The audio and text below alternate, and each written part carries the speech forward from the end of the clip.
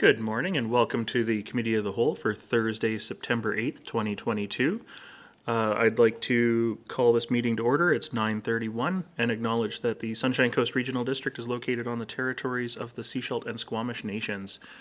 As Andreas Ties is not here today, I'm chairing the meeting. I will need a vice chair for this meeting, and Director Lee has volunteered, so I'll look for a motion to appoint Director Lee vice chair for the purposes of this meeting. Moved, seconded. All those in favor? Thank you very much.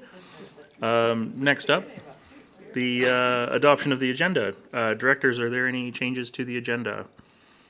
If not, I look for a motion to adopt as presented. Moved, seconded. All those in favor?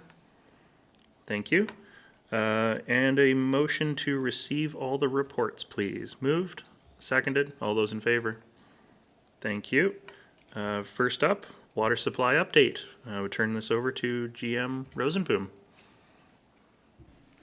Thank you, Chair Toth. I will start sharing my screen for my presentation. This is not the right one. Apologies. Oh, yeah, that is the, no, that is not the right one.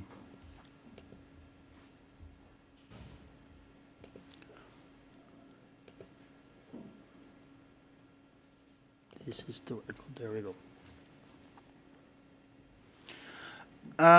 It's my pleasure to again provide you today with a water supply update and a note up front. Yes, it will be posted online later this morning. So the situation out there.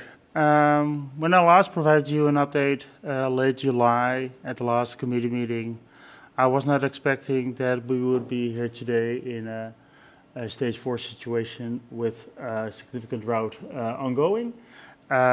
We had a wet spring, wet June, and early July. We had a rain event, and that was it. Then it stopped. So that's, I think, the context of today's presentation. So the current conditions are August 2022 was one of the hottest on record. More to that later. So the current dry conditions and elevated water conservation regulations are in place, at least for the Chapman system and some other systems as well. We're doing some forecasting and preparing for if it would not rain until, let's say, mid-October. That's our target timeline. And we've seen good uptake from the community in terms of water conservation efforts. More on that later as well. I indicated the warm days in August. This is a graph that depicts the number of days that the temperatures in August was above a monthly average. You can see that August of 2022 was a significant warm one. We had multiple days of heat warnings above 25 degrees, and the above normal temperatures were clearly having an impact on evaporation and water use. And that also, it was not only warm in August, it was also dry.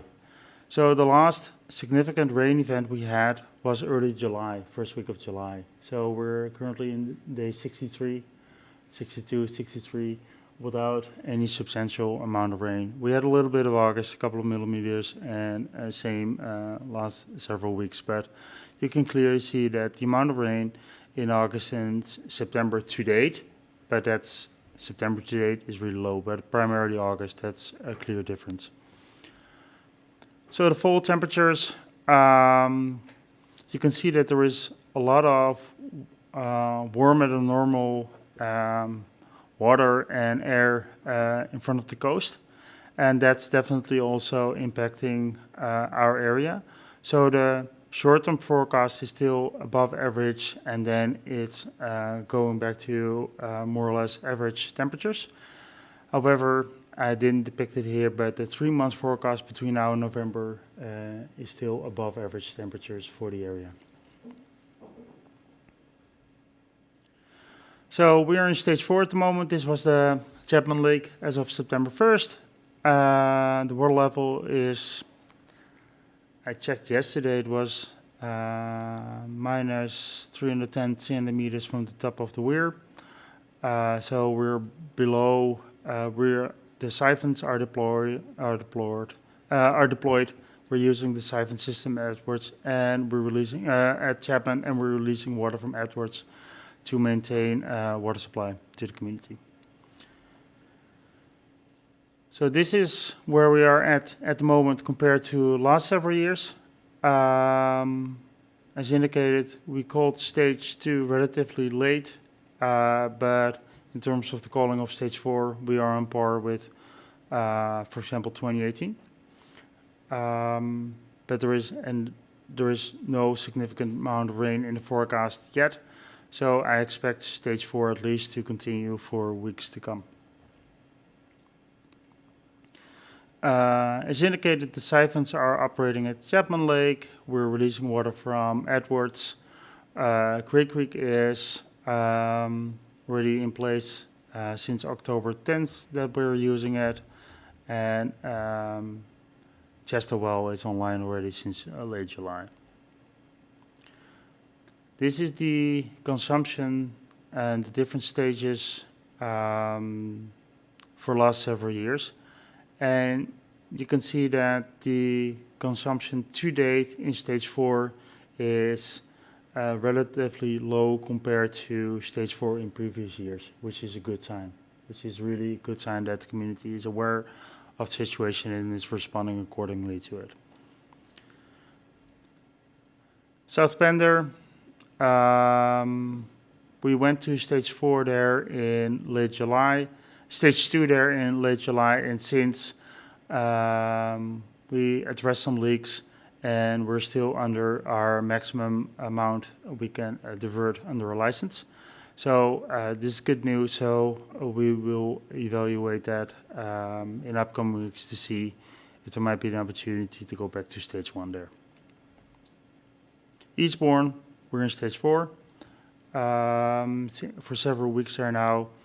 And we anticipate that with the Labor Day long weekend behind us, the use in the area might go down, and it might allow us to go back a little bit in stages. But that's to be confirmed in the weeks to come as well. In terms of warnings and fines, so far 1 fine issued and 38 warnings issued, which is a relatively low number compared to previous years. That's not because of we're out there less, but we're just getting less complaints and are identifying a lower amount of issues ourselves as well. So what have we done ourselves at the SRD? Currently, I'm focusing on stage 4 at the moment. The hot tub in Seashell Aquatic Center is closed because we know that it's using a lot of water. And the ice installation at Seashell Arena is scheduled for mid-September, and if stage 4 is ongoing, that might be will be delayed again, just like it was last year. In June, we sent out almost 280 leak notification letters to residents, and to date, 119 of those are resolved.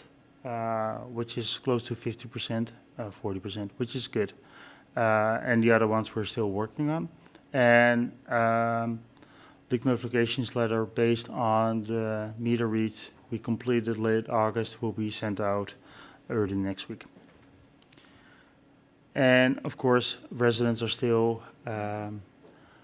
encouraged to subscribe to our monthly water use update to get a better understanding of their own use.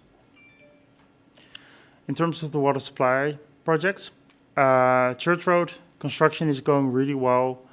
At the treatment plant itself, if somebody drove by the other day there, you can see a building with cladding on it and a roof on it, and paving of Elphinstone Avenue will start next week.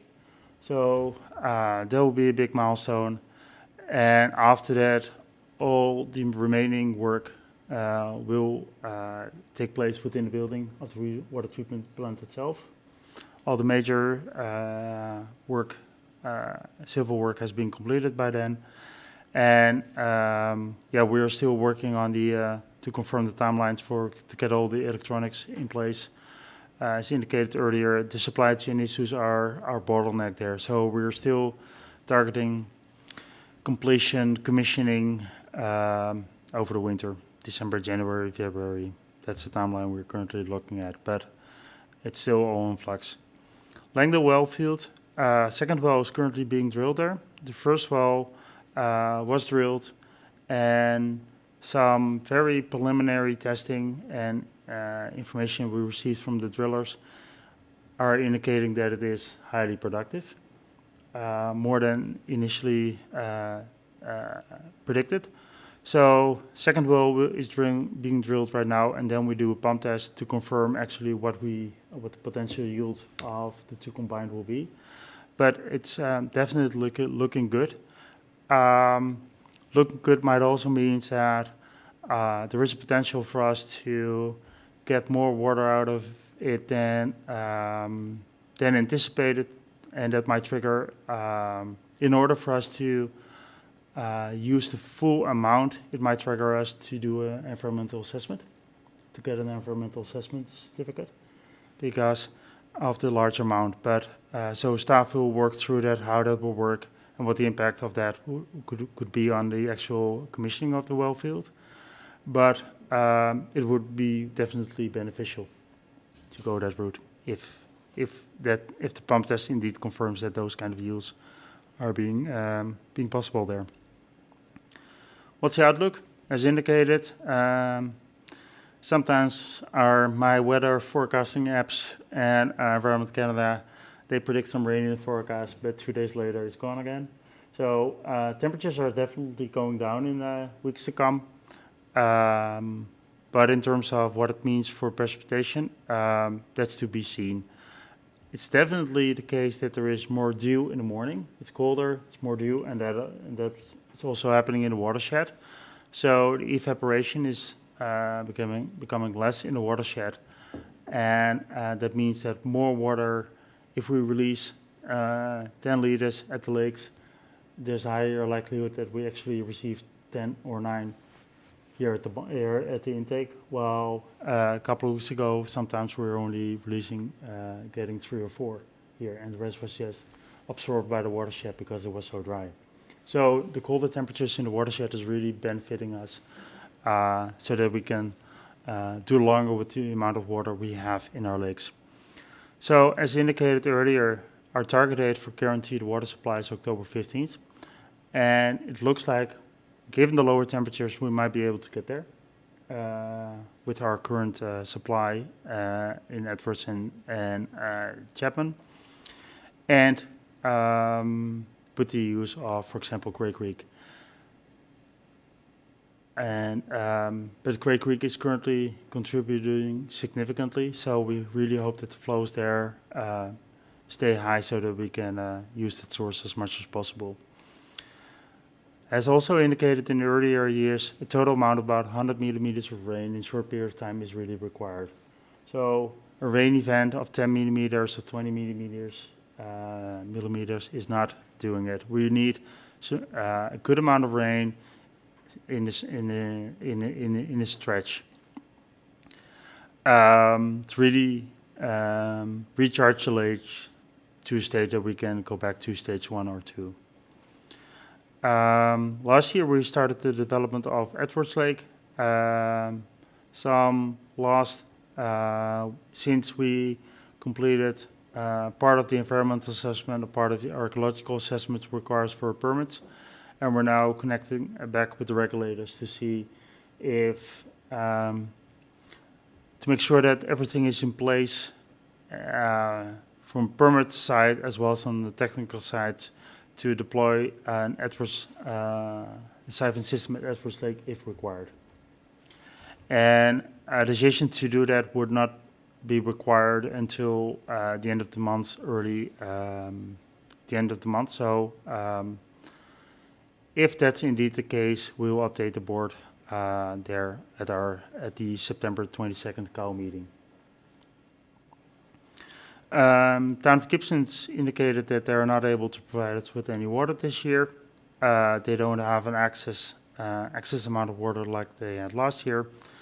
And staff already received questions about Trout Lake. Trout Lake, just like the last several years, is really our emergency water supply because of there's a low volume, there's pretty high cost to use it, and it will have significant implications for our operations, but also for users. And what I mean there is water in Trout Lake is quite organic and has a smell to it, and that smell, we won't be able to take that out, even though we might chlorinate it.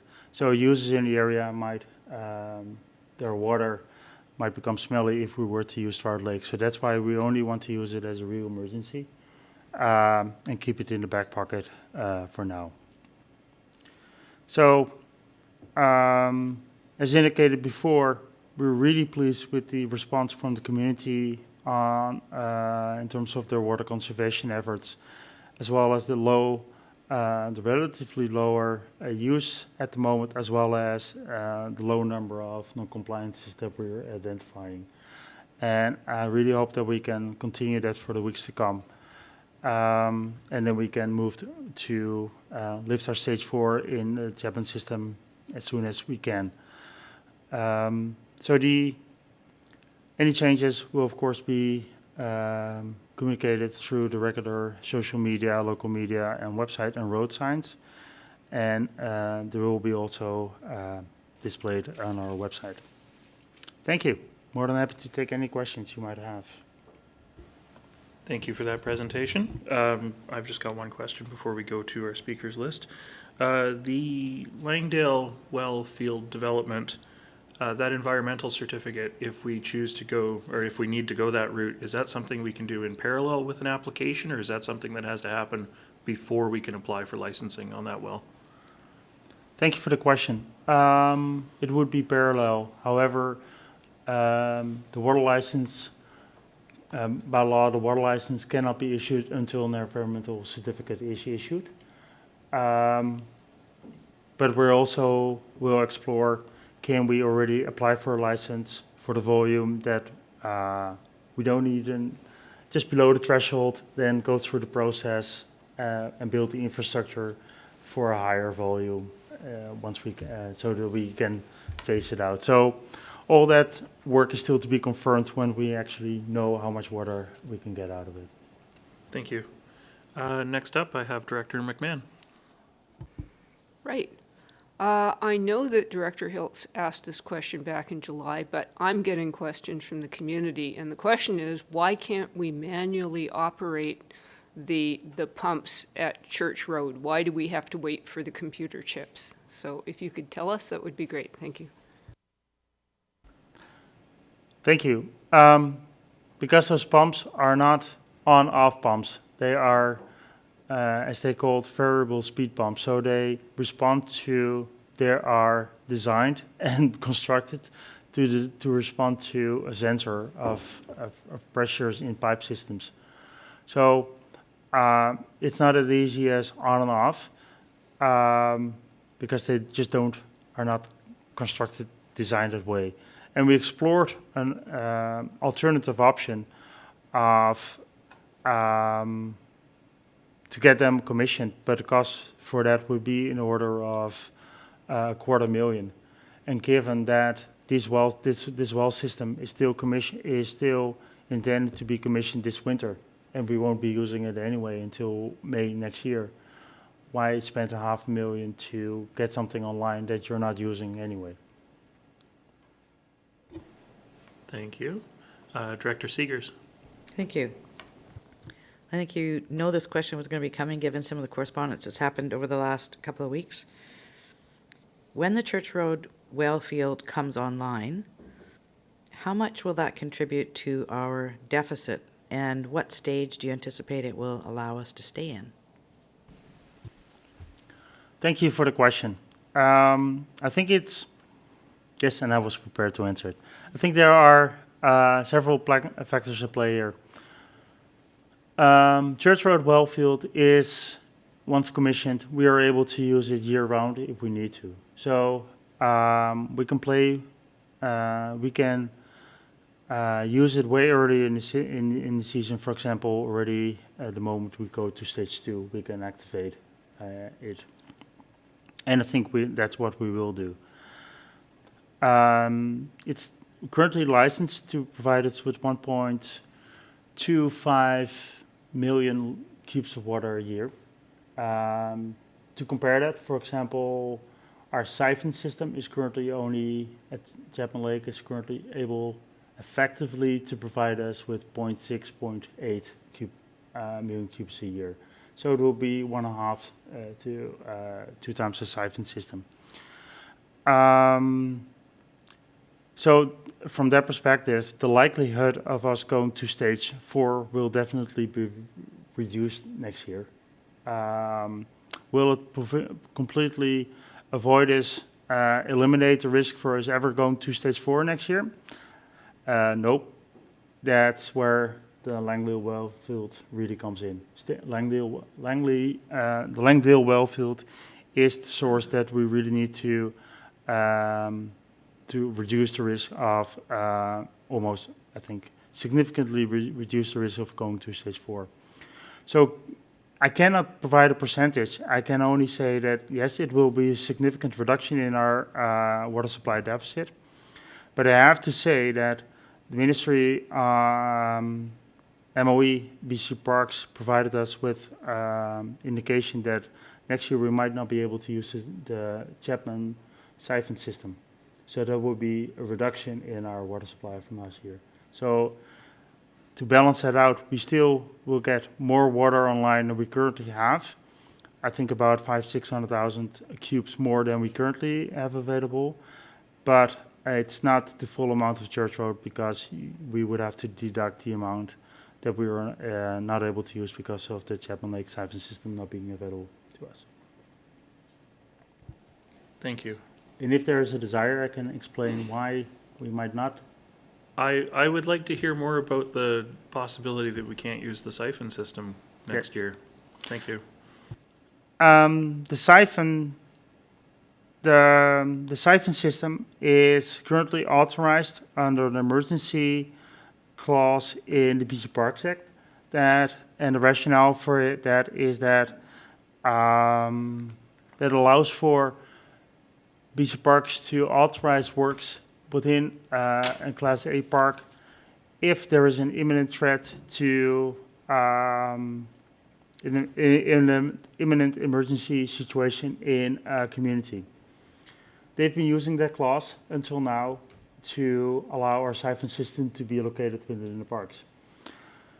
BC Parks already indicated for several years that once you have additional sources online that are bigger, that are increasing your water supply, that might not extend their biannual, every 2 years, we have to renew our permits with BC Parks. They might not renew that. So this year they only renewed it for 1 year and not for 2 years. So we can use it this year, and next summer we need to remove it so that it is out of the system at the end of next year summer. So that doesn't allow us to actually use it next year. Thank you for that. I'm going to go back to my speakers list because I saw some more hands pop up, so I think there might be more questions here. Director Mcmahon, you're up again.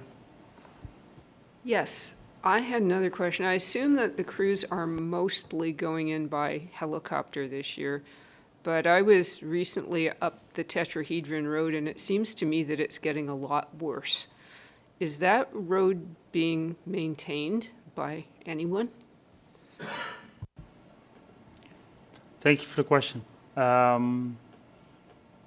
Yes, we're primarily flying in, and we expanded our abilities to control and regulate all the siphons remotely. So that's why there's not the daily check-ins anymore, walk-in check-ins as were required several years ago. We can check everything now remotely. So the frequency of us going up to the lakes is way less than it was several years ago as a result. and consequently we're less reliable. We're less reliant on that road. And as far as I know, that road is not maintained, at least not by the SRD. Thank you. Director Hiltz. Thanks, Chair. Yeah, you can never predict Mother Nature, it seems like. So it's that prediction that I'm wondering about. Our deficit modeling had certain assumptions built into it. And it looks like perhaps that the watershed is responding somehow differently than what the model had anticipated. So you're not getting the returns from the release of the water. The environmental needs in the watershed are higher. Is there, in terms of updating the modeling of our deficit modeling and how the watershed is responding, is there a connection there? Is how reliable is the deficit modeling now as the change of the watershed responding to climate? Like, do we need to update that model? Thanks. Thank you for the question. The water supply, the water demand analysis was completed in late 2018. And we've been using, that was based on data we had available at that time on how the watershed was responding to our use and weather. Since we've collected, of course, several years of data, including during very dry conditions. So at this afternoon's board meeting, there is an award report for a contract to update our water modeling. That's more the system modeling.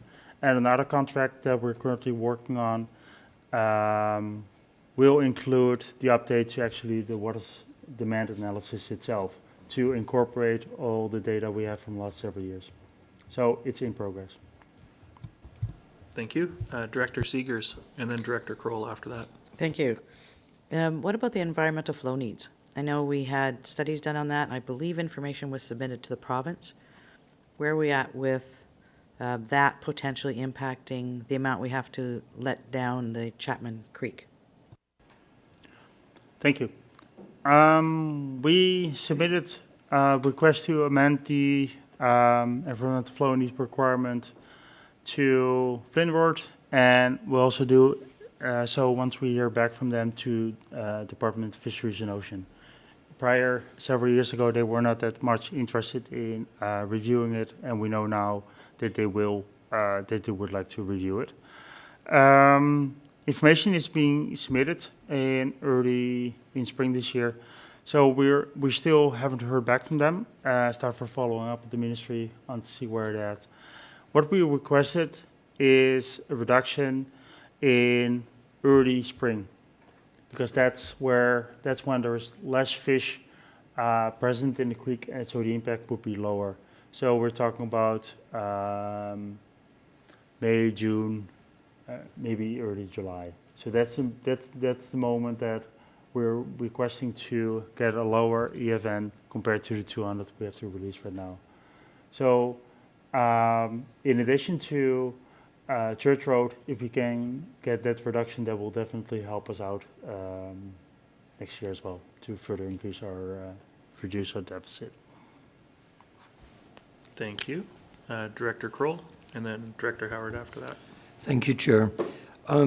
With respect to the Church Road well and the Langdale well field, what monitoring is being done or mapping of those areas? What I'm thinking of specifically is the recharge areas for the Gibson's Aquifer, the Church Road, and the Langdale could be quite a similar area, and water taking the path of least resistance when these other wells are brought into service. If suddenly Gibson's monitoring wells are impacted, how's that going to affect the RD provincially with your licensing on what volumes you're allowed to draw? Thank you for the question. The Langdale well field is drawing, or would draw, and the current Langdale well is drawing from a different aquifer than the Gibson's. So they are not connected. And there is ongoing discussion with the province to what extent the Langdale, the Church Road well field is actually within the same aquifer as the Gibsons. Recent studies, also by the town of Gibsons itself, indicated that there might be an overlap in recharge area, but that won't.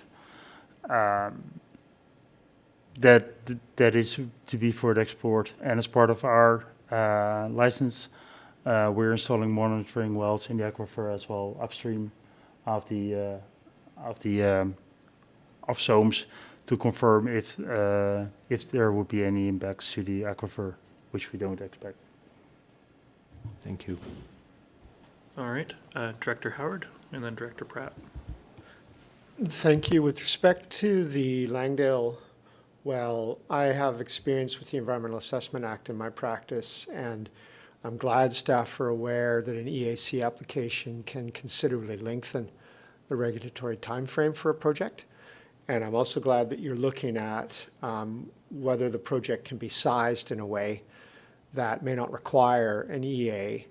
I just want to make sure that in the course of reviewing that, you and presumably your in-house counsel are looking carefully at the description of the trigger for an EA for a groundwater removal, which is based on the designed operating capacity of the groundwater extraction. But I'm very glad to hear that you're looking at ways to bring that supply online without necessarily needing to go through a full EA. Thank you. We might still decide to or propose to the board to go through EA, however, maybe not initially.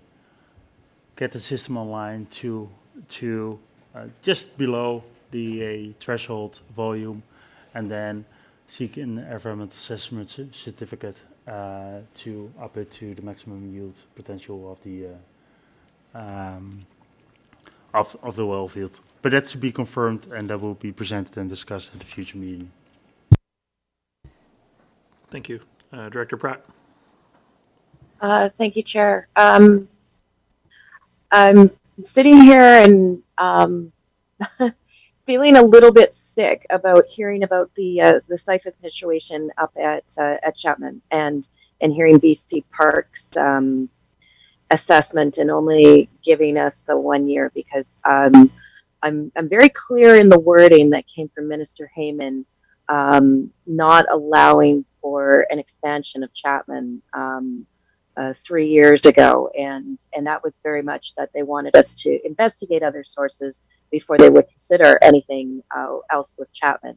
And to hear that BC Park's position is that we would not be able to siphon when we are experiencing these weather events and these drier climate periods that are lengthening. I'd like to hear from the other directors, and I really think that it might be something from us to put a bit of pressure on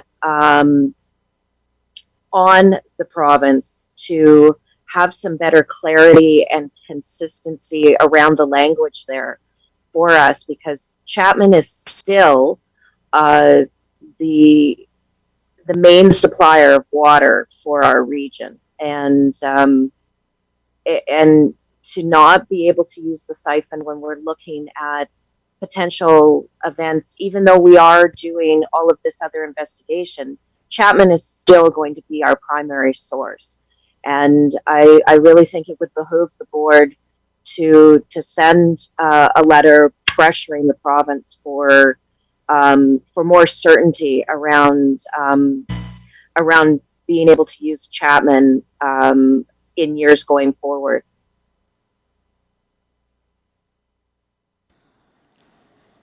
Thank you for that.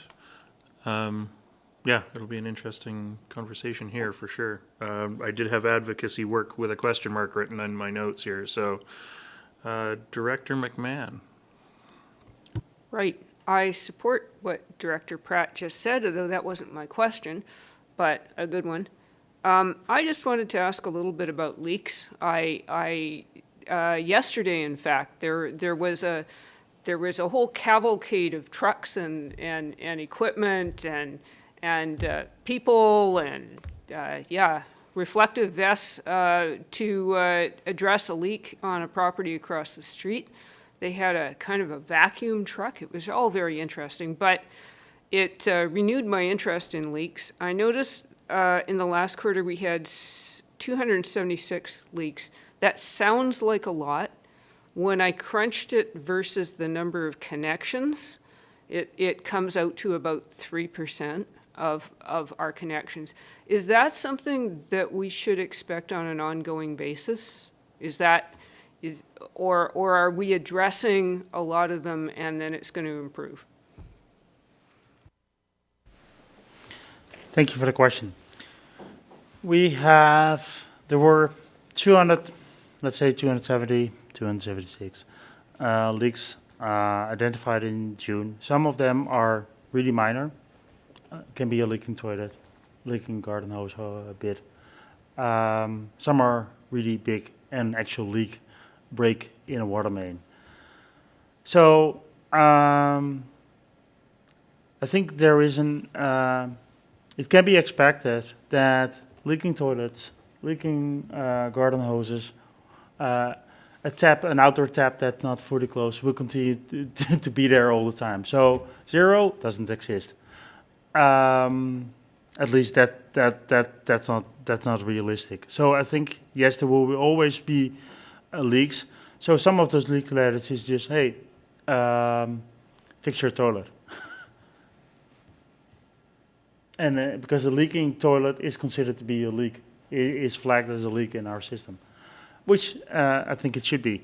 But the primary focus is on the bigger ones where there's actually more volume going out. So that's why those are the ones that we're actually doing the follow-up on, where we actually want people to realize that there might be something under your driveway or under your garden that allows your flowers to grow as they grow.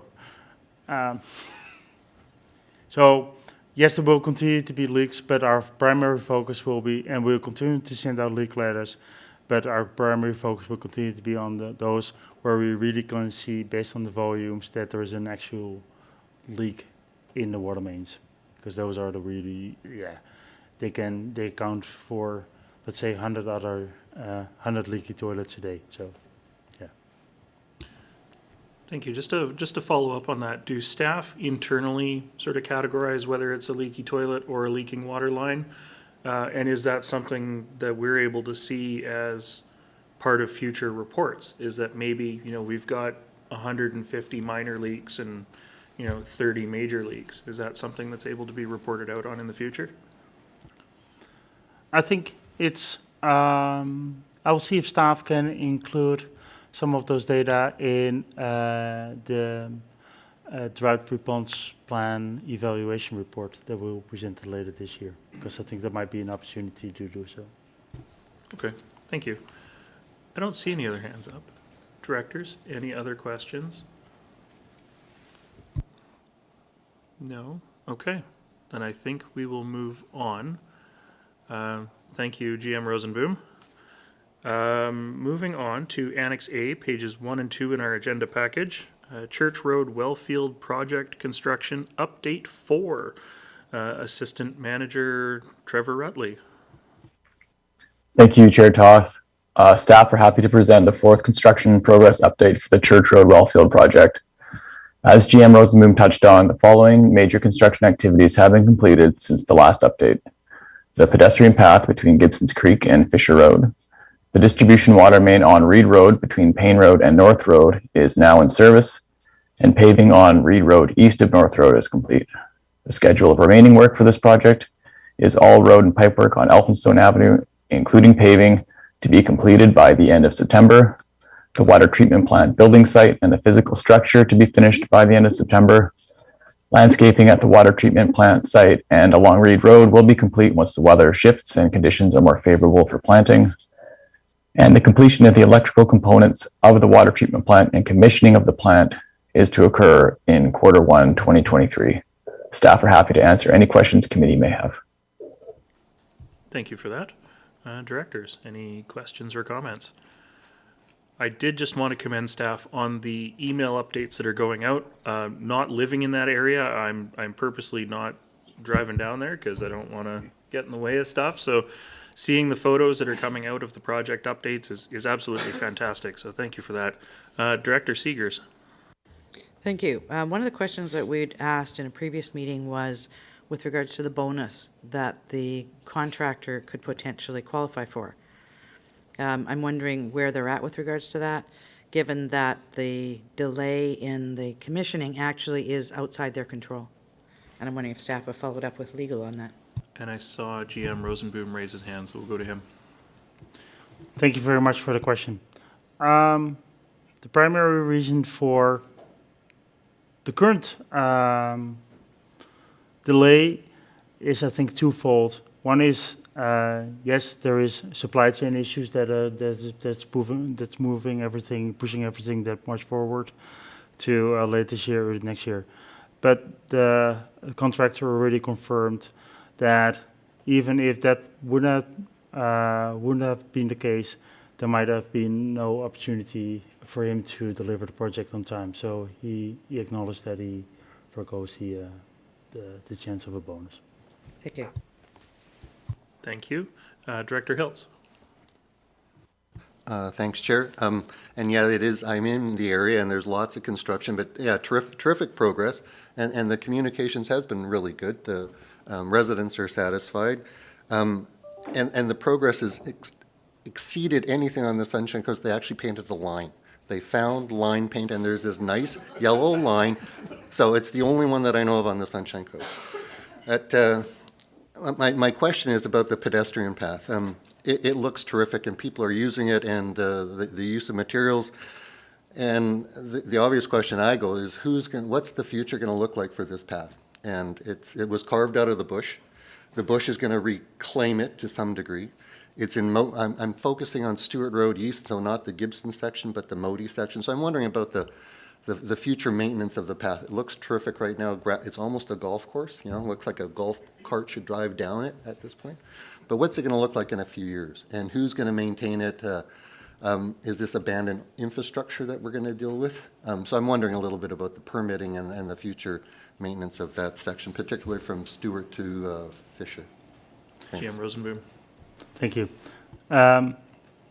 Staff have thought about it, and we're not going to create an orphan piece of infrastructure. So SRD, I'm working with GM Quignon on confirming how to maintain it, or it will be utility staff, or it might be park staff. But we'll make sure that it will continue to be a usable path. Thank you for that. I don't see any other hands up. Last chance. Otherwise, thank you, Mr. Rutley. And we're going to move on in our agenda. So item number 4, this was the report to follow. Chapman Water Treatment Plant Residual Management Feasibility Study results. And turn this over to Manager Walkie. Thank you, Chair. The Chapman Creek Water Treatment Plant process includes removing turbidity and color from the water. And the turbidity and color removed with a process called dissolved air flotation, also known as DAF. After the DAF process, there's clear potable water that is distributed to the regional water system, and what remains are the residuals made up of everything that was removed from the raw water and water used to backwash filters and to transport residuals to the residual ponds. Currently, the residual ponds are at capacity and have been for a while. They require dewatering and a management plan for any new residuals needs to be made. In an effort to address the capacity issues at the residual ponds, SCRD staff have worked in collaboration with the Shishel Nation and Lehigh Hansen Materials to find a solution to prevent overflow of the residual ponds into the environment and to Shishel Nation lands. Integrated Sustainability, an engineering company, was retained to complete the Chapman Creek Water Treatment Plant Residual Management Strategy to address the immediate short-term concerns and to also identify long-term solutions. Integrated Solutions has recommended short-term option number 1, which includes using a lot of existing infrastructure and constructing some new pipe infrastructure to deliver the residuals to Lehigh's sedimentation pond. The infrastructure installation and modifications for this option should be reasonable to construct and manage and will be able to address the short-term needs. An agreement between the SCRD and Lehigh for the construction and operation of this option will need to be developed and executed, followed by engineering and construction. And it's also, it is desired to be completed within the next 6 to 8 weeks, which is a tight timeline, following board approval of the additional budget. Staff are ready to answer any questions that you may have. Thank you very much. Directors, any questions? Director McMahon. I've always been sort of fascinated that we were able to build a water treatment plant without having a long-term plan for the residuals. So if we were building one today, would be required by the province to have a long-term strategy for residuals? Thank you for the question. I'm not sure if we would be mandated to, but I certainly would ensure that we do have a plan for the residuals, because this has been very challenging to deal with over the years. And I think Mr. Rosenboom would like to add some. What I would like to clarify is we had a solution in place, which was the drying beds, the residual ponds that we're currently having. Only what we noticed is that in the past we cleaned them out, and that was our long-term plan. Just go in with an excavator and clean them out and dispose of all the materials. What we've confirmed now is that doing so is not actually very, in the current context, very cost prohibitive, and continues to be a short-term option. You clean it out and it fills up, clean it out and you fill it up. So what we're really looking for is now, can we address this long-term so that we don't have to deal with these drying beds on an ongoing basis, as well as the current drying beds are approaching their end of life, so we would need to find new ones anyway. So yes, there was an option considered as being a long-term, but it was concluded it might not be the best long-term option. Not as long-term as we might have hoped for. Director Seegers. Thank you. So we're looking to potentially transfer the residual waters to the mine site as a short-term option. Could that, in the end, even be our long-term option? To be confirmed, but yes. Thank you. Director Hiltz.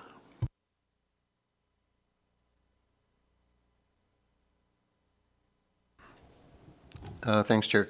Option 1 looks like a good solution. And I'm just wondering about 1,200 meters of pipe. Is it going to use existing infrastructure from the pond, or will the existing infrastructure be abandoned? As I'm wondering what's going to happen with what's in the pond now. Just kind of how to tidy it up, I guess. I guess I'm also wondering about kind of like the pathway and the rights of way. We've been dealing with the foundation agreement and where all the stuff is going, getting rights of way sorted out. So wondering how those pieces will fit together. So what's going to happen with the existing infrastructure? Is it going to be used? There seems to be a certain amount of work to get to put it into the settling ponds with the mine. So a little bit of detail on that.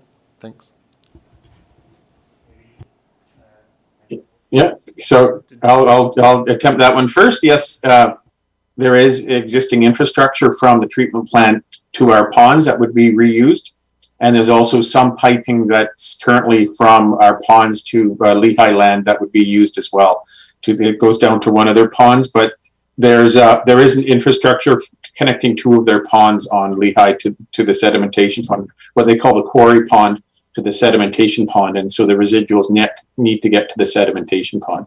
So in effect, there's basically 3 pipelines and 1 would need to be constructed.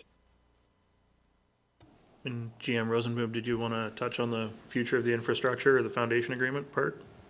Yes, thank you. So as Manager Walkie indicated, there is for the existing infrastructure, we have statutory right-of-ways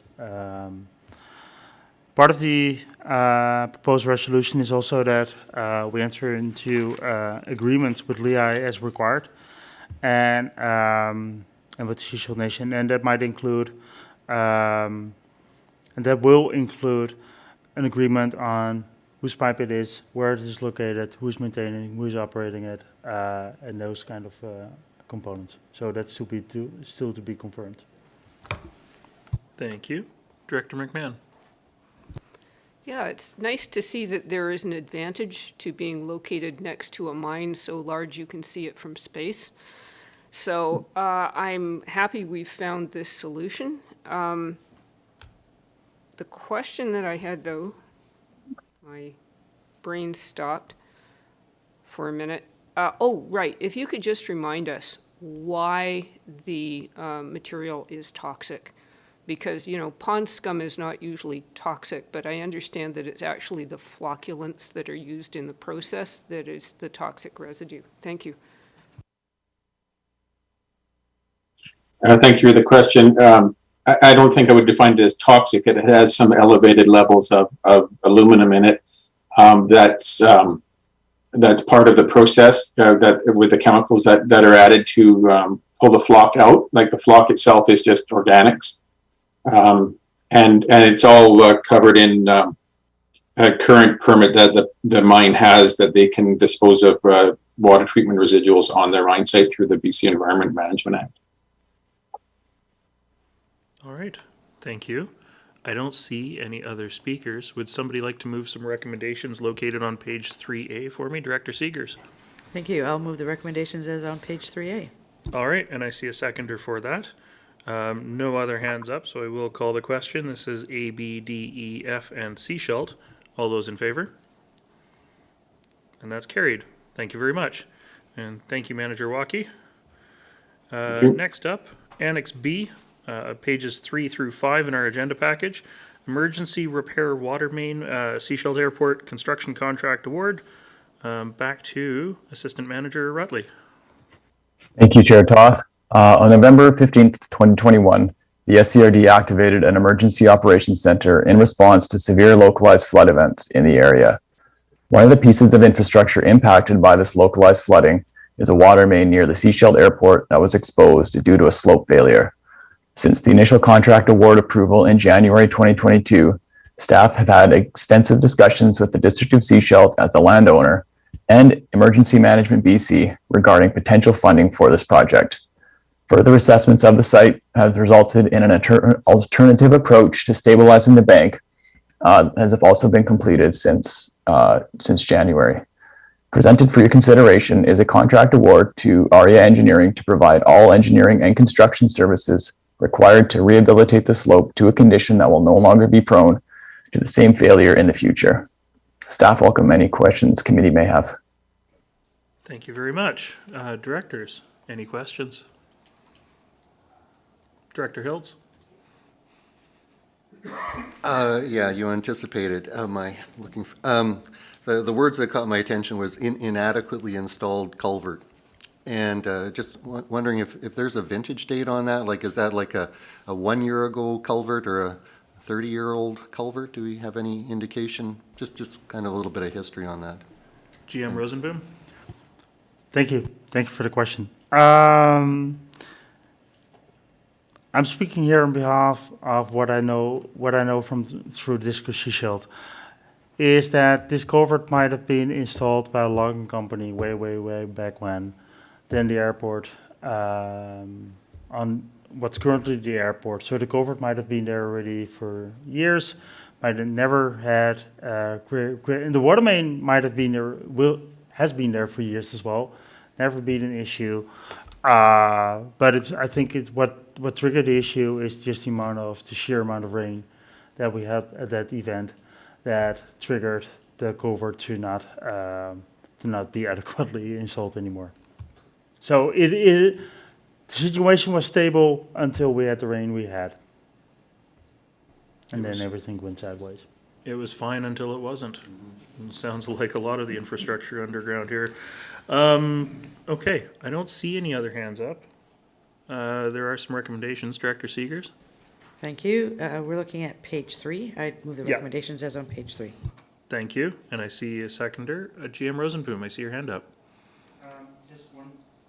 One point of clarification. If in future, if EMBC is to confirm any funding for this project, it will go into operating reserves where this contract award is currently being proposed to fund it from. Thank you. Thank you for that. Director Seegers, your hand is still up? Yes, do we need to have that reflected in the recommendations? Thank you. No, that will come then through a future recommendation. Thank you. Okay, thank you. I don't see any other hands up, so this is voting A, B, D, E, F, and C Schelt. All those in favor? And that's carried. Thank you very much. And thank you, Assistant Manager Rutley. Moving on to Annex C in our agenda, pages 6 through 8, Community Emergency Preparedness Fund Grant Application for Fire Department Equipment and Training. Over to Manager Trite. Thank you. So UBCM is currently accepting applications for the Community Emergency Preparedness Fund, Fire Department Equipment and Training Grant. As this aligns with the board's strategic plan of seeking alternative funding for SCRD projects, a grant application is prepared to be submitted. However, a resolution of the board is required to accompany the grant application. The approach proposed here is a coordinated strategy involving all 4 SCRD fire departments. The other 2 local fire departments, Sea Schelt and Pender Harbor, were consulted and they're preparing their own applications at this time. The Protective Services team is willing to assist the other local fire departments with any grant applications if requested. I'm prepared to answer any questions the board may have regarding the grant application. Thank you. All right. Thank you very much for that introduction. Directors, any questions? Director Seegers. Sorry, I don't have any questions, but I'd be willing to move the recommendations as on page 6. Okay. And thank you for the work. And I see a seconder for that. Director Hiltz, I see your hand up. Yeah, just one, just a sec. Take that down. Yeah, just one, it was, totally supportive of the grant. It was the one particular piece, just looking for some understanding, the particulate blocking hoods, like to differentiate from SCBAs, and is this kind of more wildfire, or just, what is that piece of equipment? Thanks. That's correct, Director Hiltz. SCBAs obviously aren't practical in wildfire situations, so there are other filter mechanisms available to keep out the worst of the particulates when it comes to fighting the wildfires. And that's what that refers to. Thank you for that. I don't see any other hands up, so I will call the question. This is all directors. All those in favor? And that's carried. Thank you very much, and thank you, Manager Trite. Thank you. We are going to move on to Annex D in our agenda package, pages 9 through 12. Once we finish Annex D, we're going to take a 10-minute break because the next item after that could get lengthy. So, next up, Annex D, frontage waiver application FRW 000116 for 11120 Sunshine Coast Highway. Turn this over to Senior Planner Yuli Seao. Thank you, Chair. So this is a frontage waiver application for a 2-lot subdivision in the Pender Harbor area. So the parent parcel of this subdivision is already long and narrow. So the proposed design for the lot in the back with the panhandle will require a frontage waiver. So this design will help to avoid creating even narrower lots and provide more usable space on the lots for utilities and other facilities. The Ministry of Transportation has provided a preliminary layout review for this subdivision and has no concerns on the design. So staff recommend approval of this frontage waiver. Thank you. Thank you very much for that introduction. Director Mcmahon. Yeah, just one question. On these panhandle lots, is it expected that the 2 lots share the access to the highway so that we're not creating even more accesses onto the highway?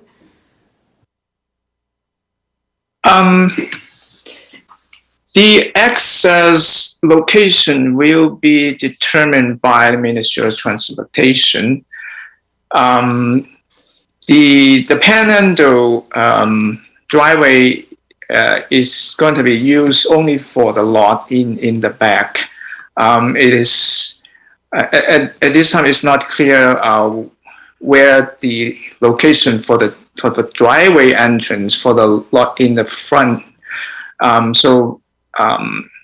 Ministry of Transportation will decide whether or not they have to be together, or what's the separation distance between those two entrances. Thank you for that. And I think just to add to the complexity, that's a fairly decent rock bluff through that area too. So it'll be interesting to see what they do. I don't see any other hands up, so I would look for some recommendations. Director Lee. Yes, Chair, I'd like to make a motion to pass a recommendation as outlined on page 9. Thank you, and I see a seconder for that. This is voting A, B, D, E, and F, rural planning. I don't see any other hands up unless you wanted to speak to it, Director Lee. I'm looking for my hand down. Perfect, thank you very much. So I will call the question. All those in favor? And that's carried. Thank you, and thank you, Mr. Seau. It's 10:32. We will take a 10-minute break and be back at 10:42. Thank you very much.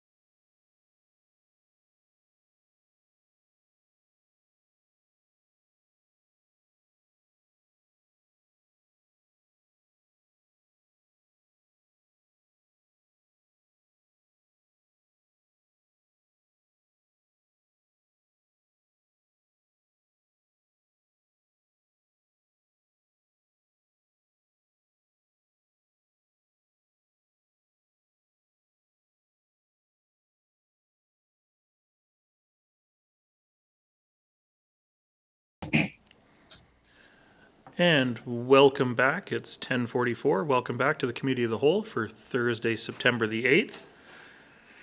Next up in our agenda is Annex E, pages 13 to 15, speakers for resolutions to the 2022 UBCM Convention, and being introduced by our Executive Assistant, Christine Armitage.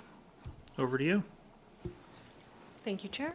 The purpose of this report is to recommend that a speaker be designated for each resolution that has been prepared for the UBCM convention next week, should they be pulled from the block for discussion. Thank you. All right. Thank you for that. Directors, we get to figure out who's going to speak to everything here. And I guess the first question is who all is going? But I see Director Mcmahon's got her hand up, so we'll go to you first. Actually, you asked a good question. Who all is going? Put up our hands if we're attending. Okay. So we've got a decent sized pool. Director Kroll, are you willing to speak to any of this stuff, or are you going to be speaking to Gibson's items?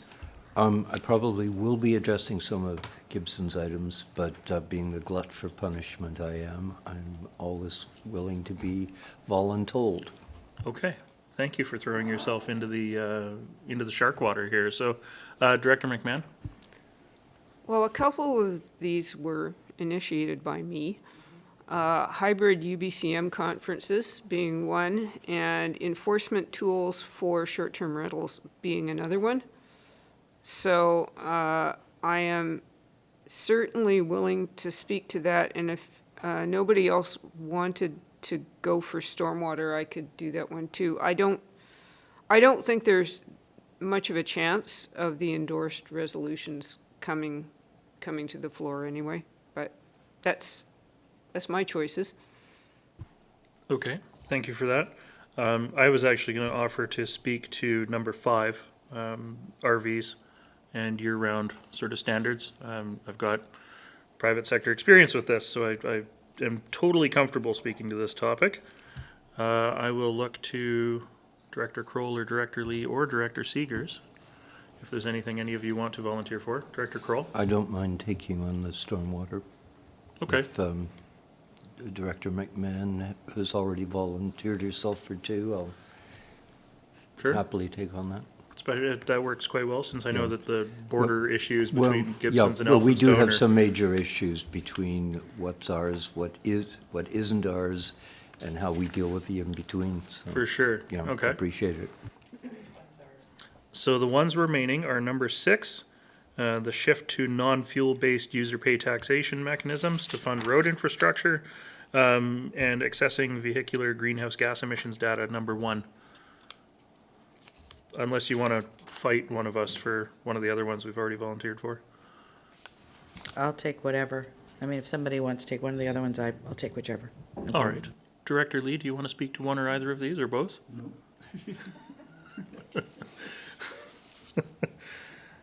Okay. I mean, Director Seegers? I'll take number 1. All right, Director Seegers will take number 1. And that leaves us with number 6. Somebody's got to speak to it. You sure you don't want to speak to it, Director Lee? All right. Director McMahon. Yeah, I'd like to move, whoops, wrong thing, wrong button. I'd like to move that Director Lee speak to that, since he's really good at the financial stuff. Remember, the chances of it actually being pulled for separate discussion are fairly... That's a good point. That's if we even get that far in the resolution booklets, right? Because that's pretty high up there. Remember that directors and staff will have briefing notes and speaking points and all that. It wasn't one of my favorite subjects, so is the only problem. But yeah, I can speak to it if I have some briefing notes, what the heck. For sure. Yeah. We'll make. I know it's Director Ty. I think Director Ties was the driver for this one, and he's not attending. It's really unfortunate, but okay. Oops, that is our list. Assuming nobody has any other issues with the list, so I will look for a Motion that Director Seegers be appointed the speaker for resolution number 1, and that Director Kroll be appointed the speaker for resolution number 2, and that Director McMahon be appointed the speaker for resolution number 3, and that Director McMahon be appointed the speaker for resolution number 4, and that Director Toth be appointed the speaker for resolution number 5, and that Director Lee be appointed the speaker for resolution number 6. Moved, seconded, and this is voting A, B, D, E, and F. So we don't even get to vote on this. I will call the question, though. All those in favor? And that's carried. Thank you very much. So, yeah, UBCM at the regional district's a rural function because the municipalities have their own participation. Next up, we have Annex F in our agenda, pages 16 through 47. That's the Community Services Department 2022 Q2 report. Turn this over to GM Gagnon. Good morning, everyone. Thank you. Before you is our second quarter report for community services. Feels a bit late considering it's covering the time from April through June, but with our break in August, this is the earliest we could get it to. So I am happy to answer questions you might have. I do have two of my other managers that are going to be joining us today that can also answer questions you have, Mr. Clarkson from our parks and Mr. Don from our recreational programming. Unfortunately, our one manager is on holidays and the other manager is, his last day was on Friday. Our transit manager has moved on to a different opportunity. So he was finished on Friday. So I'm covering for him and will do my best to answer questions you have. I'll turn it back to you. Thank you, Chair. Thank you very much. Directors, any questions on the report? Director Hiltz. I'm just going to take kind of a general, going through the report, it almost seems like we're definitely in the kind of COVID recovery. Like we're not, things seem to be almost normalizing in some ways, if, you know, aside from staff shortages and things like that, but generally things are kind of returning to kind of a normal, would you say? That's how I'm reading the report, is we're more normal than we're abnormal. Okay. I don't know what normal is anymore, but thank you for the question. You know, I'm actually going to divide that. I'm going to say in our transit area, we are recovering. We are still not back to full ridership, but we are seeing a steady return. In our recreation, we are seeing more of a steady return starting in September than we were back in Q2, because of course in Q2, some of the health restrictions had just been lifted earlier in Q1. And so we didn't have programs ready to offer, et cetera. Our parks, I think our new normal is very busy. People changed their behavior. They changed what they did, and we are seeing people in our parks in numbers that still match during COVID times. So I think that is our new normal. And, you know, other than that, we certainly are still feeling the effects of COVID in that we have lots of people off on an ongoing basis for sick leaves. We still have staffing shortages that are a result of that in terms of even attracting drivers for our transit. So in some ways it feels like with the restrictions lifted that everything's, you know, back to normal, but I would suggest we're still feeling the effects of it. And in some ways we might feel the effects even more in the coming months, just with people now starting to come down from that perhaps COVID high and the stress and the burnout and the fatigue that 2 years of COVID has had and the impact that it's had on our folks. So I think we have to be ultra aware of how staff are doing and making sure that we're balancing off their health and wellness with our need for service provision. Thank you. Thank you for that. Next up, I have Director McMahon. Yeah, I was just curious about the repairs to the Cooper's Green boat ramp.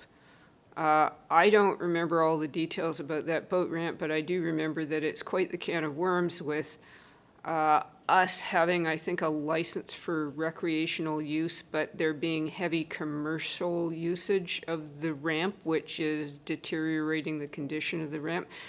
Is it possible to get a few more details about what kind of repairs we're doing? Thank you for the question. I'll perhaps start the answer.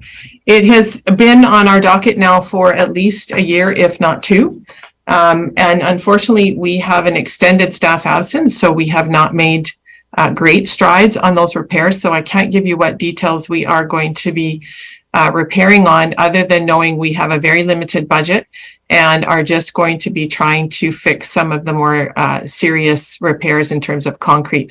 But we haven't been able to secure our engineer yet, to my understanding, to go out and to do the assessment on it. And so once we do have that, we could certainly bring back a report at that time. I don't know, Manager Clarkson, if you have anything you want to add to that. Yes, thank you, GM Daniel, and thank you for the question. In regards to the types of repairs that are scheduled, basically we were tackling the initial recommendation from the engineering report a few years back, and that was to hire a contractor to essentially drill some holes and perform an epoxy mold injection. So they pump a bunch of stuff that kind of lifts the pads and brings them back to like a level grade.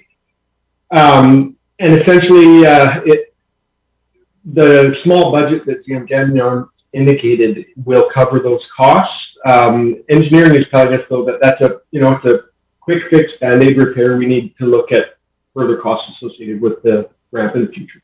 Thank you very much. Thank you. Director Howard. Thank you. With your permission, I have two questions, if I might group them.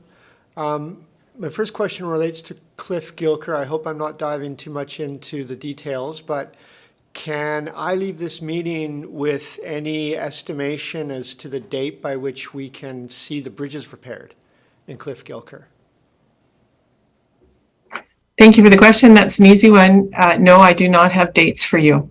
At this point in time, we are still trying to procure a consultant that would come in, that would develop a plan for what we want to do is, instead of just replace the bridges like for like, we actually want to look at long-term mitigation strategies. So we want to look at, are those the right places for the bridges? If in the event of a future flood, do we need to relocate a trail for just to mitigate future risks? So at this point in time, we're just getting our consultant in to help us with that plan, which would then actually help us identify what the budget is, because we don't even have a budget associated with Cliff Gilker repairs. We have a budget associated with hiring the consultant. So there will be a report that will come back to the board when we're in a position to identify our proposed strategy for reparations to Cliff Gilker. Thank you.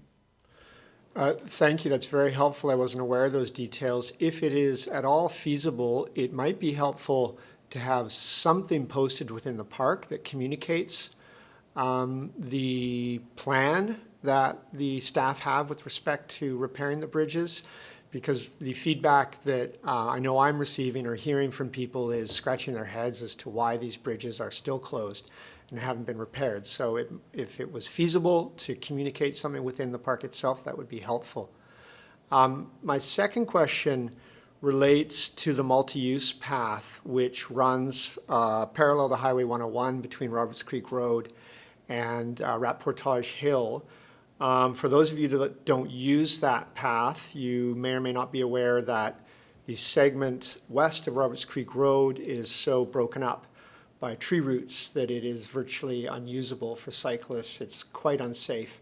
I no longer ride it myself. I now ride the highway for that segment because the multi-use path is dangerous. And then, of course, the further western segment was dug up during the November rain event and is yet to be repaired. So my questions on those, that entire multi-use path now is really only usable for one segment safely. Two are either too dangerous or have been closed. So my question is, does that multi-use path fall within any of the budget that is managed by this department? And is its future maintenance and, maintenance and restoration, is there planning in works for that? And are there timelines associated with that planning? Thank you. Thank you. That's a big question. So I'm going to try and unpack that a little bit. So the Roberts Creek Multi-Use Trail is the responsibility of the SCRDs. It falls within Modi right-of-way, but we did have a permit to construct it several years ago. Unfortunately, the construction of that trail was not done up to the standards that Modi now has. So if we want to reconstruct any of that trail, we need to meet new standards. I would also suggest that the construction of the trail, the base of the trail was not prepared in a way that would give it long-standing life. And so that's really the root, no pun intended, of the issue. So we are looking at potential budget proposals for 2023 around the Roberts Creek Multi-Use Trail reparation/replacement, because we can't really repair it. It would have to be completely redone. So for the segment that you were talking about that is unrideable. For the segment that was ripped up during the flood, we have finally received approval from Modi to do some repairs. We have actually, Modi donated a culvert for that area, which was great. They came to the table. The papers, permits for the nation have been submitted, and we are mobilizing and hope to have that trail repaired by the end of the year. And Mr. Clarkson can correct me if I'm wrong, but I believe that's the timing on it. Thank you. Thank you, GM Gagnon. And yeah, just as an added point of clarity, I would just specify that the nation has reviewed our permit application and has approved the works permit. So we're currently in the process of developing a procurement package and hiring a qualified contractor to perform the work. Thank you. Thank you. Director Howard, did you have a follow-up? Your hand is still up. By happy coincidence, it's still up. Thank you. I do have a follow-up. Are there interim steps that can be taken with respect? Thank you for the update with respect to the culvert. That's very positive to hear that there will be repairs, hopefully completed by end of year. Are there interim steps that can be taken with respect to the other segment? And the reason I ask is I think if we were to imagine any other SCRD managed recreational facilities as having the same kind of unsafe infrastructure that trail currently has, and putting users at that level of risk of harm, we would probably see some steps taken to manage that risk. So are there any interim steps, grinding, anything that can be done? Because frankly, I'm concerned someone's going to blow off their bike on that segment of the trail because it is so uneven that anybody moving at pace has a hard time staying on the bike. So question is focused on, are there any interim steps that can be taken pending what appears to be probably a multi-year process of coming up with a consultant and a plan and a budget for a full redesign and rebuild of that segment? Thank you. Thank you for the question. I don't think I have an answer for you at this point in time, but the point is taken and we will go back and have that discussion as a parks area in terms of what could be done. I will make the comment that, and I've made it before, I believe the board has heard this, that when we constructed the multi-use trails across the coast, I believe we have just over 30 kilometers of what we would consider to be active transportation infrastructure. There was no ongoing capital renewal or maintenance budget attached to it. So that budget is minuscule and therefore not much effort and maintenance has been put into those segments of trails for many, many years now. So that is another area that we are examining for the future, is what do we need from a service level to maintain those trails in a safe way. So that is being contemplated. But to answer your question, we will go back and take a look at it, at the very least, potentially even signage, just making sure that people are aware of the risks if they're riding their bikes and not walking along the trail. Thank you. Thank you. Director Mcmahon and then Director Hiltz. This wasn't my question, but I'm just going to follow up on Director Howard there, that it would also be helpful to have some signage or notices posted at Chester House about, you know, what's the status and what are the future plans, just to keep people updated, but also on our website, we have a listing for each of the community halls and we have listings for the parks. So if we could put some updates there too, that would be helpful.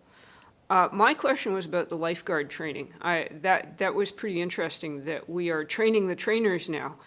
And I was just going to ask if that presents an opportunity to loan out our trainers to other local governments who are in a similar situation.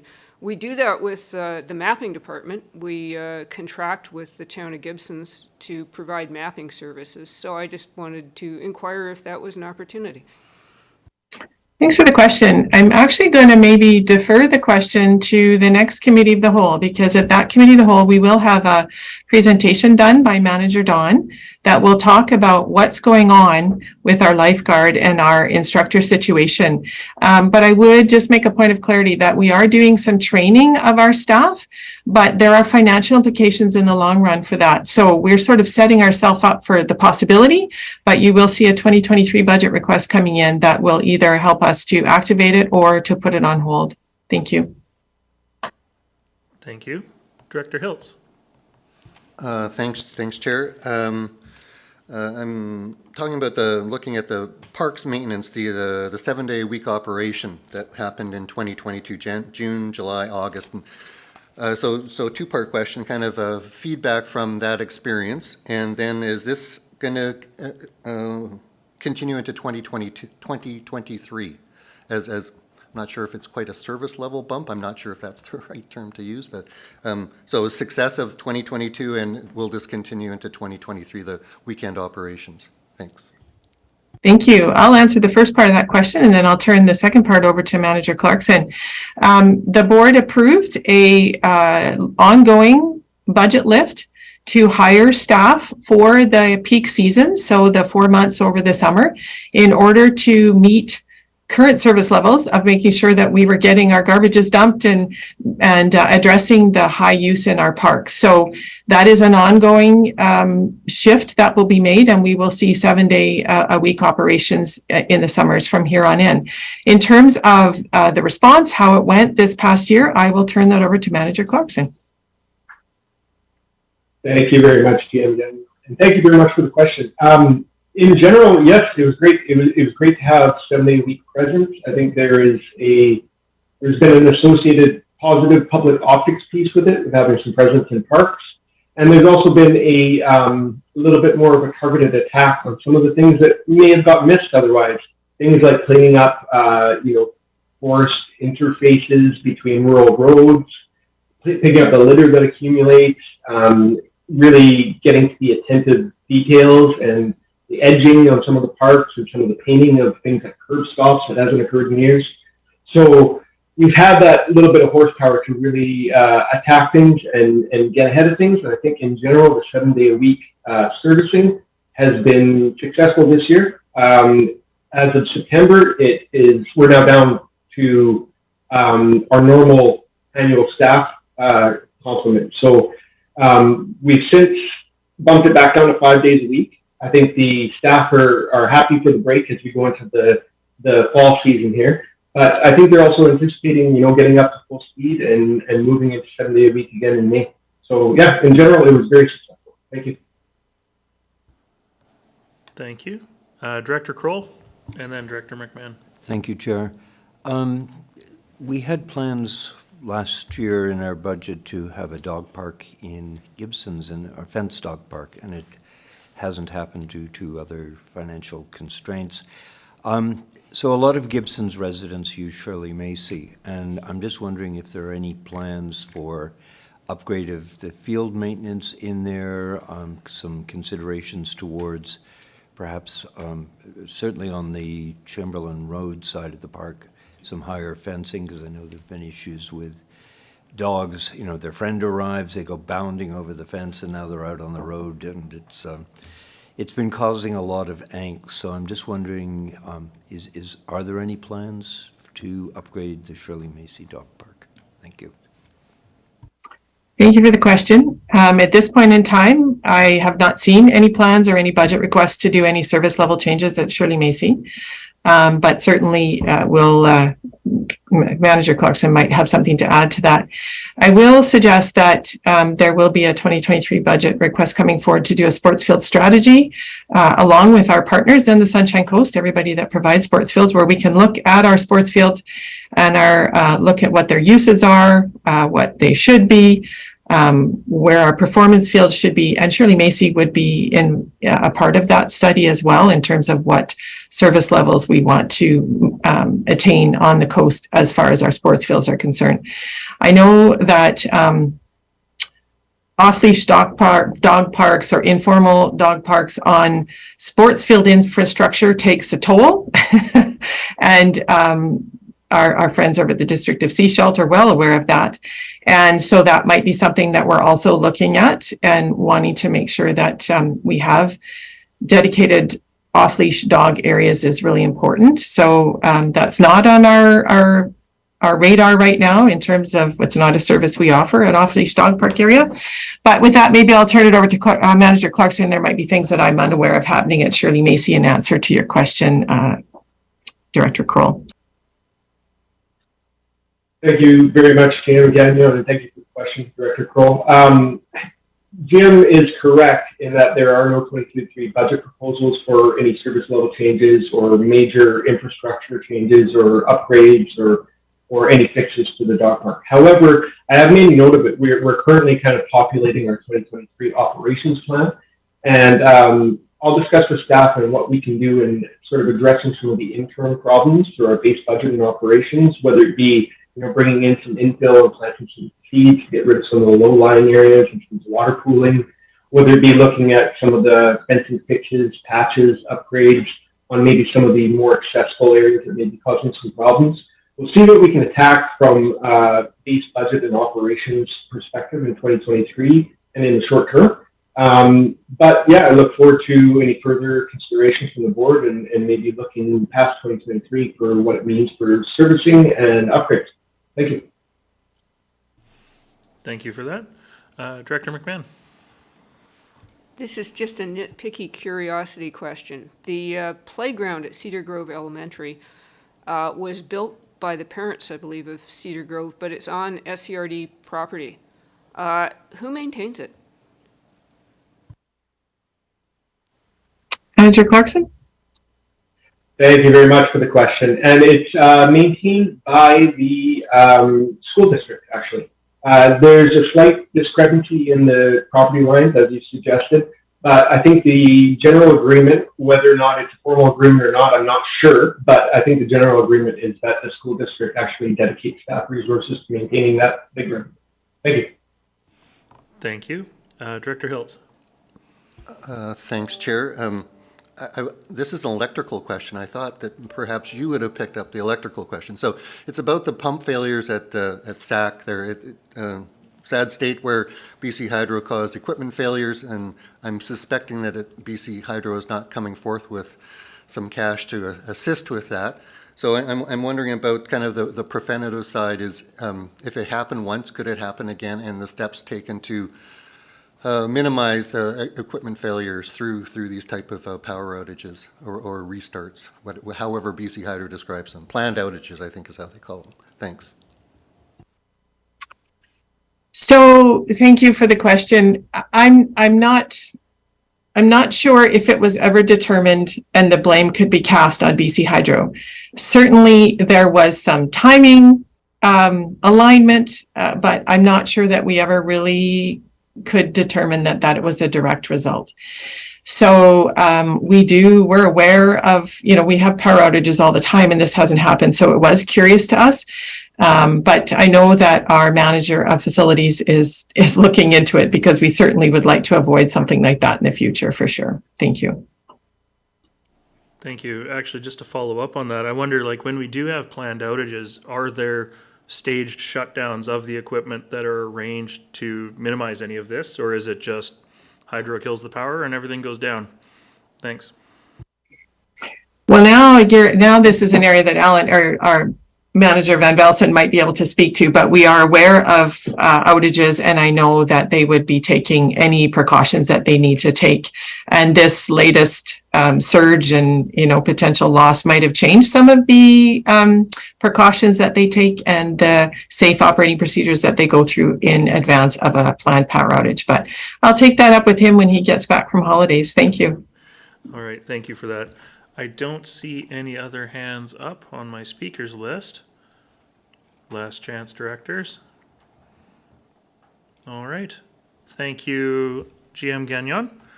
We're going to move on to Annex G, pages 48 through 66 of the agenda package.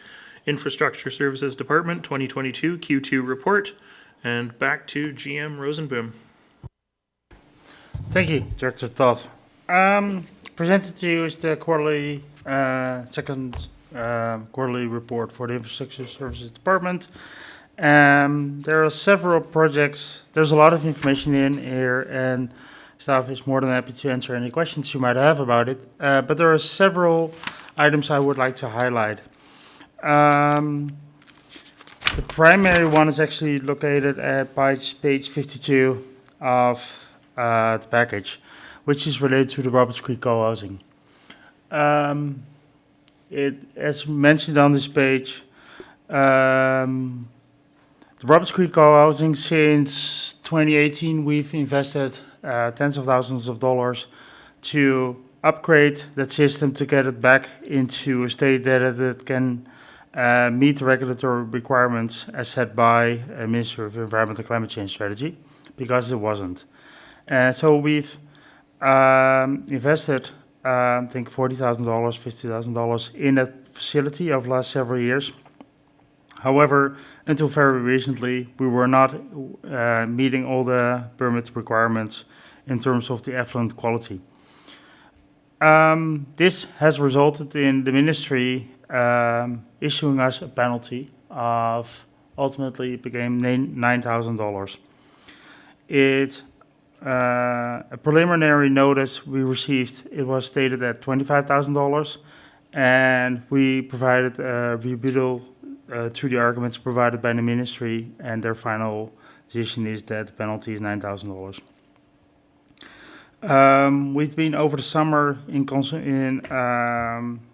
we've engaged with the community itself, so they are fully aware of the process, the rationale for why the penalty was issued, as well as our support of the penalty being paid and no appeal being submitted at this point in time. This is a very unusual and unfortunate situation. Staff still have questions to the ministry about why Roberts Creek was selected as being investigated and a penalty was issued, given that we are aware that there are other facilities within the province, larger, that are out of compliance as well, and such an approach is not taken to for them as well. So I'll follow up with ministry there, but I'm only able to do that once the penalty is actually paid, and so that will happen in the upcoming weeks.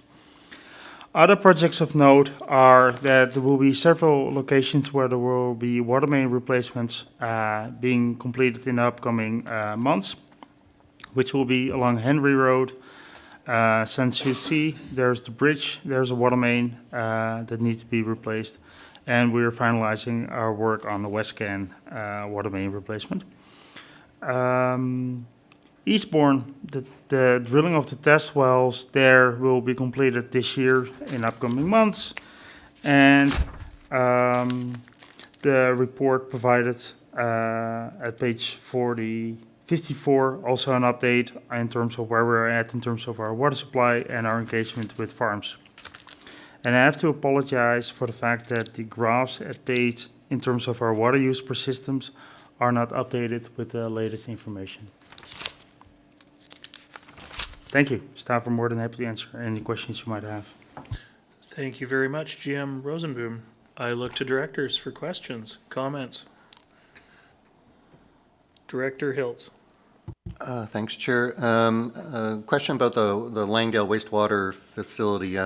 The summer Camp Elphinstone started up again, and that there is this connection between the SCRD and Camp Elphinstone and those plants. So was there any significant changes to the SCRD's operations or agreements or process on Langdale as Camp Elphinstone started up? I believe there's like 2,500 people went through the camp this summer. So any updates in significance of the restarting of Camp Elphinstone? Thanks. Thank you. And first of all, I'm happy that the camp is being used for its design purposes again. And so is the treatment plant, because higher flows is only making the treatment plant being operating more effectively and efficient. So no, it has been all fine for staff. Thank you. Director Lee, I have you next. Curiosity question. I was looking at the Eastbourne groundwater development, and we go very quickly from a test to a completion. And I was wondering how that's possible, because a water license normally takes years. So, thank you for the question. The project, as defined here as a project, is the test well development, not the full completion and commissioning. thank you. I guess I was too hopeful. Director Seegers. Thank you. On page 53, there are a list of waste or water developments or wastewater developments that are under review. I note at the bottom of the page, because we've been in conversation about this list, because some of these projects are in the district of Sechelt. So I noticed at the bottom you've put kind of a disclaimer there where it indicates they're in different stages of development. So some are conceptual. Yes, some of the big ones, for example, Acorn Road, phase 1. I mean, it'll be a multi-phase, like a 20-year program. We don't have applications, right? Some of them have come forward. Binnacle, for example, is another one we talked about.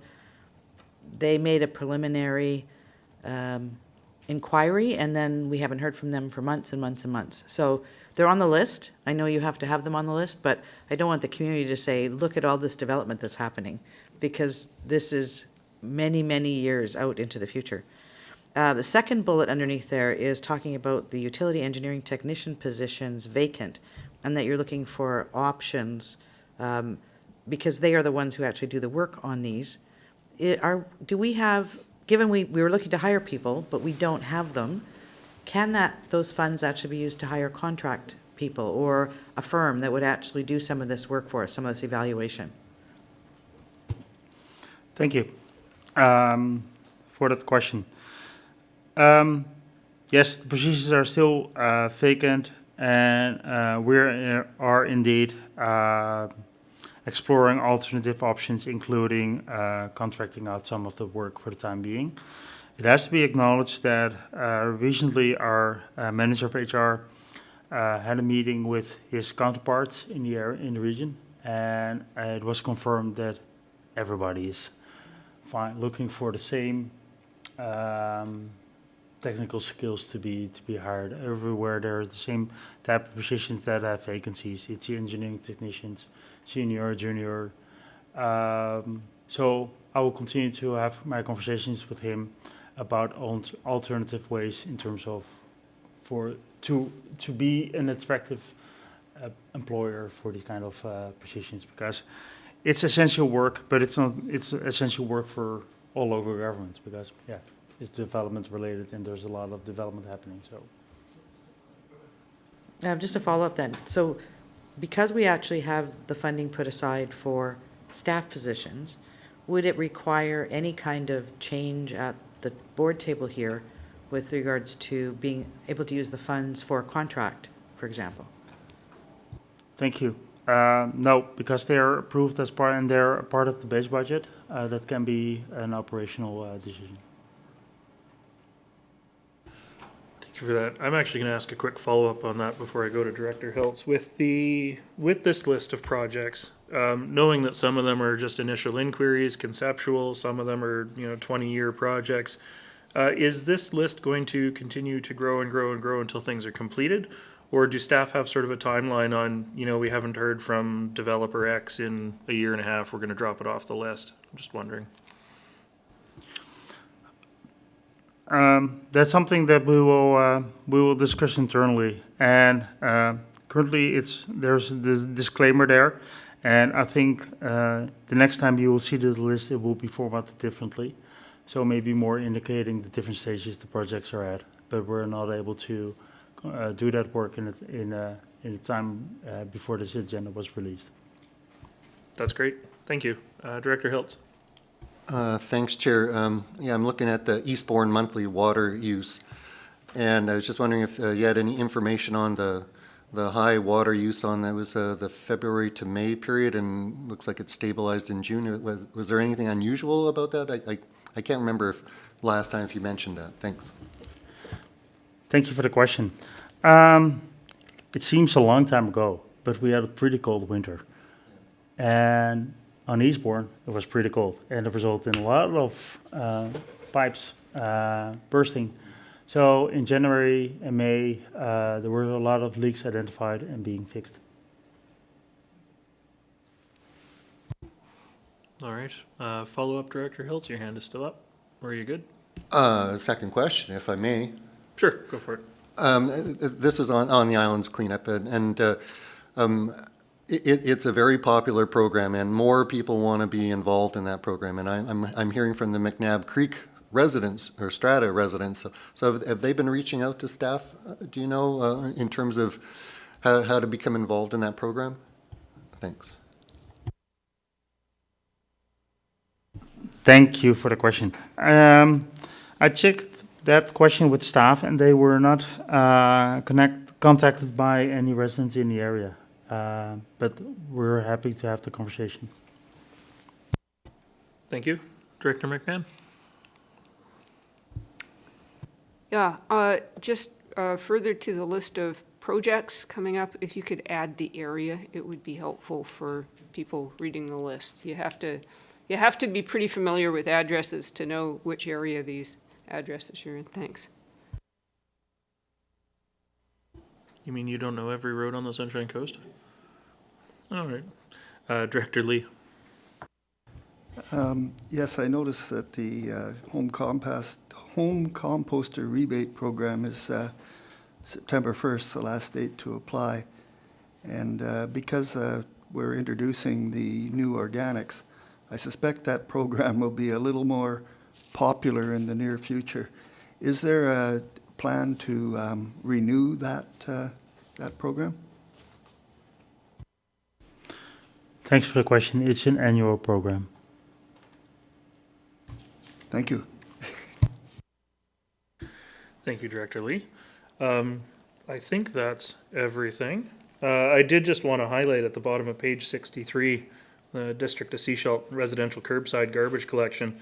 The big difference, of course, being that for 2022, like we started our organics collection in December of 2021. So to see that massive fall off in garbage collection, that's good. That's great to see. So, Director Mcmahon, I see your hand up again. Yeah, I just wanted to mention that I'm looking forward to the trash bash. I will be there with my gloves and my boots and all the gear. Thanks. Thanks for doing so.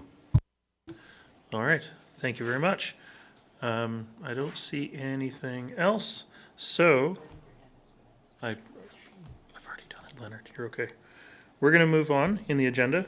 We do have Annex H, which is communication from the Howe Sound Biosphere Region Initiative Society.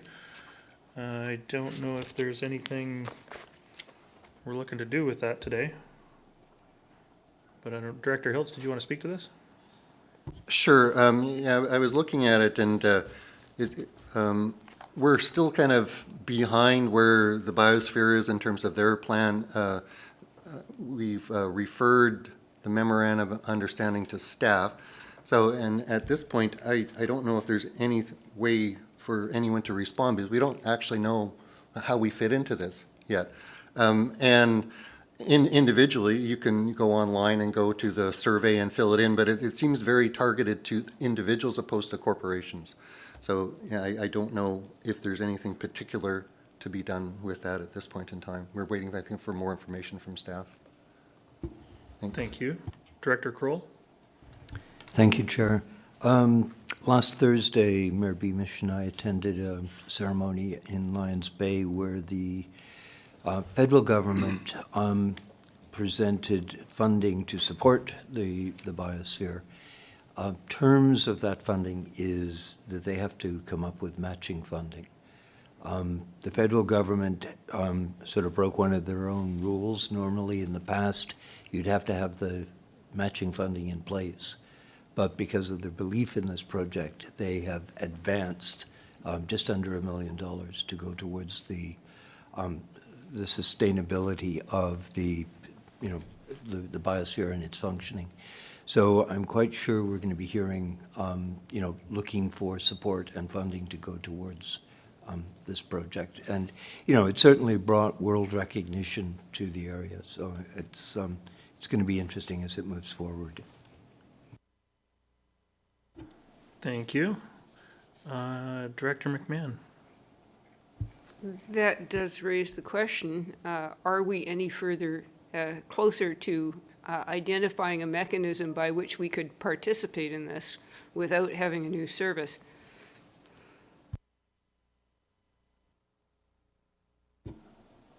CAO McKinley? Everyone's looking at you.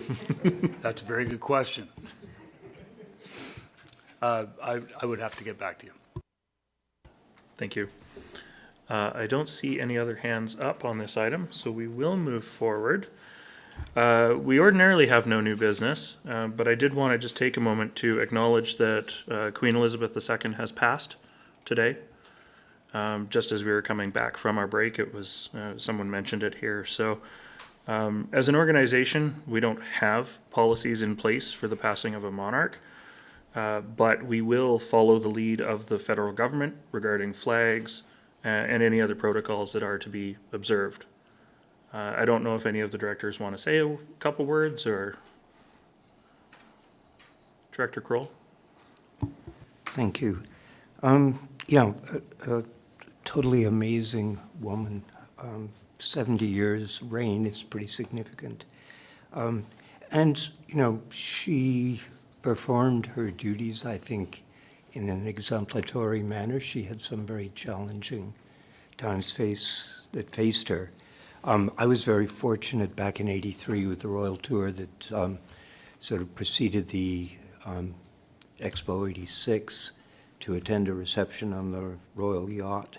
And she really did have an amazing sense of humor. Some of the things that came up in conversation with her, and she took great pride in the fact she was leading us a merry chase, to quote her.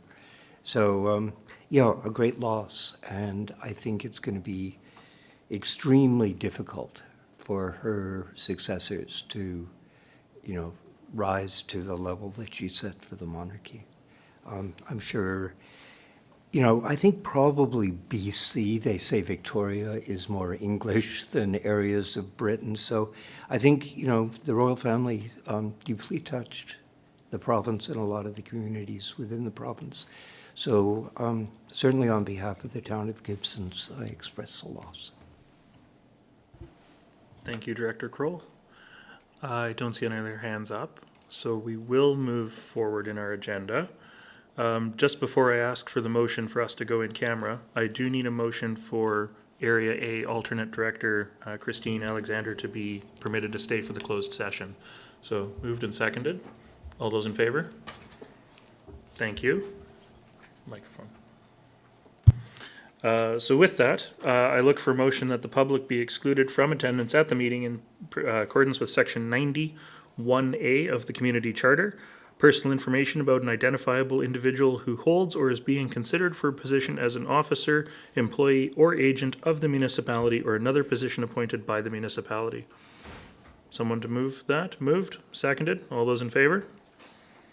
Thank you. And just before we go in camera, look for any questions that may have come in from the public or if the attendees today have any questions.